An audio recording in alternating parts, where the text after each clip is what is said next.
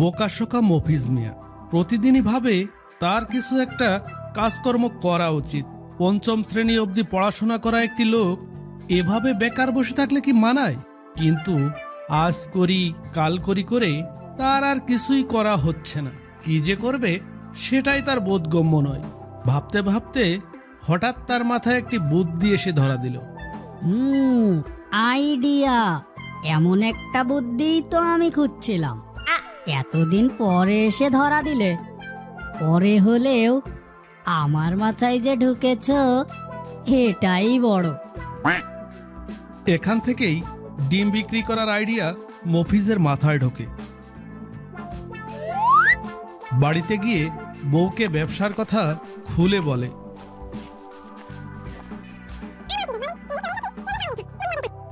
সে তো হলো, তা তুমি ডিম বিক্রি করবে কোথায় শুনি? তুমি কি পারবা? ব্যবসা করতে তো অনেক হিসাব কিতাব জানতে হয়। আরে ওটা নিয়ে তুমি ভেবো না। হিসেবে কে আমাকে ঠকায় শুনি?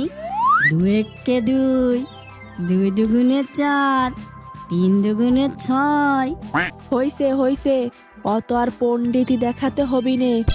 আমি তোমার সবকিছু গোছাল করে দিচ্ছি। এত বোকা একটা মানুষ যে কিছুই বোঝে না, কোনো কাজই ঠিকঠাক করতে পারে না, সে আজ হাটে গিয়ে ডিম বিক্রি করবে। আনন্দে তার বইয়ের 2 চোখ ভিজে যায়। কথা মতো মফিজের বউ মফিজকে মাঝরাতে ডিমের ঝুড়ি দিয়ে হাটের উদ্দেশ্যে পাঠায়।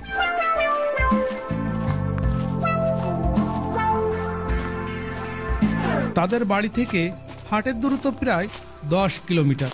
নদী পথে যেতে হয়।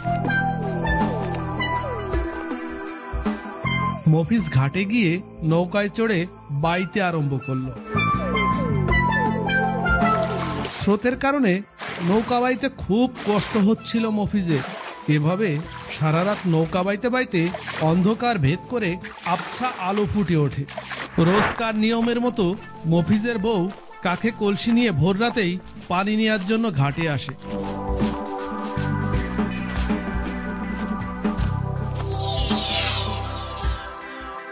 এই তো সকাল হয়ে গেছে। কে যেন পানি নিতে ঘাটের দিকেই আসছে।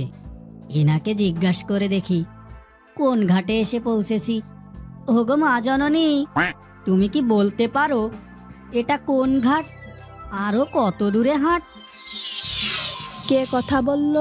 কণ্ঠটা কেমন যেন সেনা সেনা মনে হলো। আরে হ্যাঁ, উনিই তো। কেমনটা লাগে অদর ছাড়া বেয়াক্কেলে মানুষ। বউকে কেউ মা ডাকে?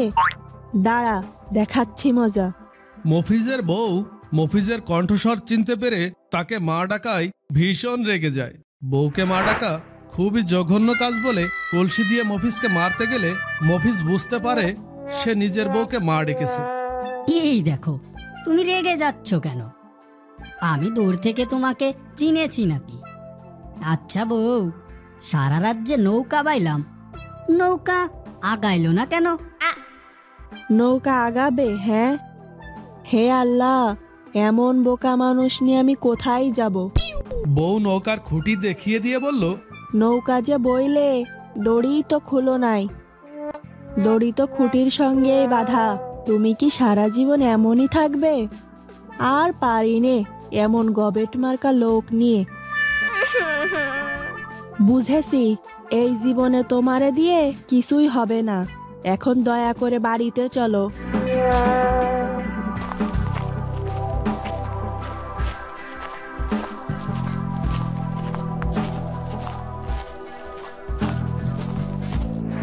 বাড়িতে পৌঁছে মফিজ আবারও জেদ করে বসলো। সে যে করেই হোক ডিম বিক্রি করেই ছাড়বে। হাটে না হোক, শহরে গিয়ে আরো বেশি দামে ডিম বিক্রি করব। ডিম আমি বেচেই ছাড়বো। হাতে পায়ে ধরে অনেক কষ্ট করে বউকে রাজি করিয়ে পরের দিন শহরের উদ্দেশ্যে রওনা দিল।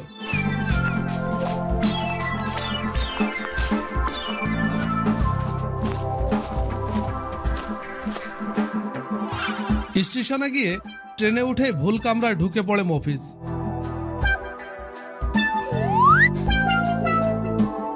কামরায় ঢুকে আশেপাশে 2-3 মহিলাকে অনবরত কামড়িয়ে রক্তাক্ত করে ফেলল। পাগল পাগল আমাদের কামড়িয়ে মেরে ফেললো। মুহূর্তেই ব্যাপক শোরগোল পড়ে যায়। আশেপাশের কামরা থেকে লোকজন ছুটে এসে মফিজকে আটক করে পুলিশে সোপর্দ করে। আচ্ছা মফিজ সাহেব, আপনি এনাদেরকে কামড়িয়েছেন কেন? আমার কি দোষ বলেন? ট্রেনে চড়েই দেখি ট্রেনের গায়ে লেখা মহিলাদের কামরা। আমি ভেবেছিলাম মহিলাদের না কামড়ালে মনে হয় ট্রেনে যাইতে দিবে না, তাই সামনে যারে পাইছি তারেই কামড়াইছি। আরে এ আবার কে রে? পাগল ছাগল ধরে এনেছি দেখছি। কাঁদতে কাঁদতে বউ এসে থানা থেকে মফিজকে বের করে নিয়ে যায়।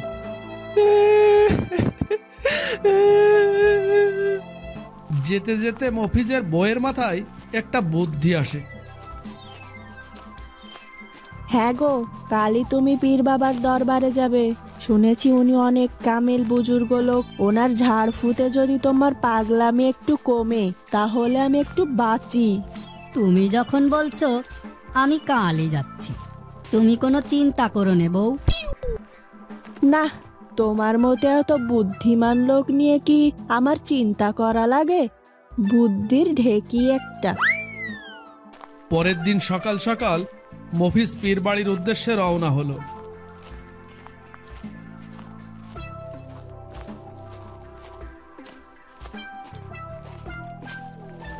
কি সমস্যা তোমার বৎস?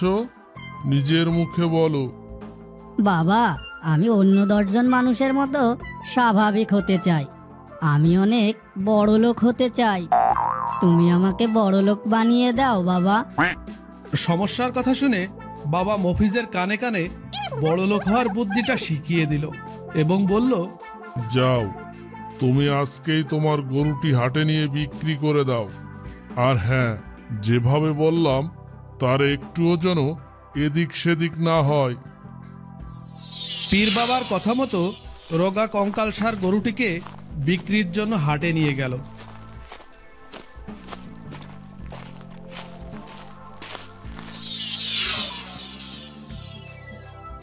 এই যে ভাই, তোমার গরুটি কত টাকায় বিক্রি করবে?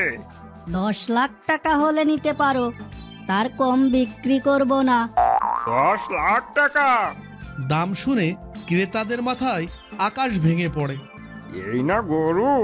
ভাই পাগল হয়ে গেছো? বাড়ি থেকে কি জানে বিষয়টা? হাটের সমস্ত লোকজন গরুটিকে দেখার জন্য ভিড় জমায়। খবর পেয়ে স্থানীয় চেয়ারম্যান তার চেলা চামচা নিয়ে মফিজের গরুটি দেখতে এসে জিজ্ঞাসা করে, তোমার এই রোগা কঙ্কাল গরুটার দাম 10 লাখ টাকা হয় কি করে? এটার দাম তো 10,000ও হওয়ার কথা না। স্যার, এটা যেন তেন গরু নয়, এটা অলৌকিক গরু। এই গরুর অলৌকিক ক্ষমতা আছে। এর পিঠে উঠলে মক্কা মদিনা দেখা যায়। চেয়ারম্যান আশ্চর্য হয়ে বলে, তাই না? সত্যি তো এক আজব ব্যাপার।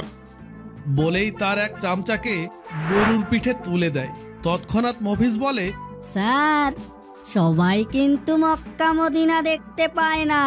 যারা মিথ্যা কথা বলে, চুরি চামারি করে, তারা কিন্তু দেখতে পায় না। দেখতে হলে সৎ লোক হতে হয়। চেয়ারম্যান তার চামচাকে জিজ্ঞাসা করলো, এরে, কিছু দেখা যায় কি? মক্কা মদিনা দেখতে পাচ্ছিস তো? এত লোকের মাঝে মান-ইজ্জতের ভয়ে চামচা বলে, জি স্যার, ওই তো মক্কা মদিনা, আমি স্পষ্ট দেখতে পাচ্ছি স্যার। চেয়ারম্যান আনন্দে আত্মহারা হয়ে 10 লাখ টাকা দিয়ে গরুটি কিনে নেয়। বাড়িতে গিয়ে চেয়ারম্যান নিজেই গরুর পিঠে চড়ে বসে মক্কা মদিনা দেখার জন্য, কিন্তু কিছুই দেখতে না পেরে হতাশ হয়ে চামচাকে অকথ্য ভাষায় গালিগালাজ শুরু করে। মফিজের কথা ভুলে গেলেন স্যার? যারা অন্যের টাকা পয়সা মেরে খায় তারা তো... চেয়ারম্যান ইজ্জত পাঞ্চারের ভয়ে বলে উঠল, আরে না, আমি ঝাপসা ঝাপসা 2টা বিল্ডিং দেখতে পাচ্ছি রে। চেয়ারম্যান এবার বউকে গরুর পিঠে তুলে দিয়ে বলল, দেখো তো তুমি কিছু দেখতে পাও কিনা। চেয়ারম্যানের বউ কিছু দেখতে না পেয়ে ভাবে, যদি না বলি তাহলে 30 লাখ টাকা চুরি করে যে বাপের বাড়ি পাঠিয়েছি সেটা বুঝে যাবে। হ্যাঁ গো, আমি ক্লিয়ার দেখতে পাচ্ছি, ওই যে মক্কা মদিনা।